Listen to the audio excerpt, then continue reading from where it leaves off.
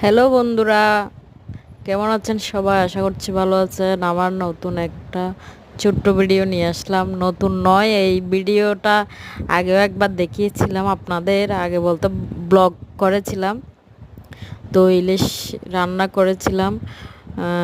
আমরা ফাইন্না হসু বলি। আমাদের বাসায় আর কি ফাইন্না হসু দি ইলিশ মাছ। সেই স্বাদ, সেই স্বাদ।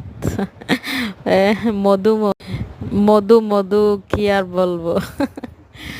সেই স্বাদ। তো ইলিশ মাছ দিয়ে কচু রান্না করেছিলাম আর কি। এই যে বাড়ছিলাম আমরা খাওয়ার জন্য। তো কি অবস্থা এখানে ওমানে ইলিশ এত তরতাজা তো পাওয়া যায় না, যাই পাওয়া যায় তাই সুস্বাদু করে খাওয়ার চেষ্টা করি আর কি। যেরকম আমরা খেতে পছন্দ করি এরকমই রান্না করার, যেরকম আর আর কি আমরা খেতে পছন্দ করি সেরকম রান্না করার ট্রাই করি, এটাই আর কি। তো কেমন লাগলো রান্নাটা বলবেন, আশা করি অবশ্যই।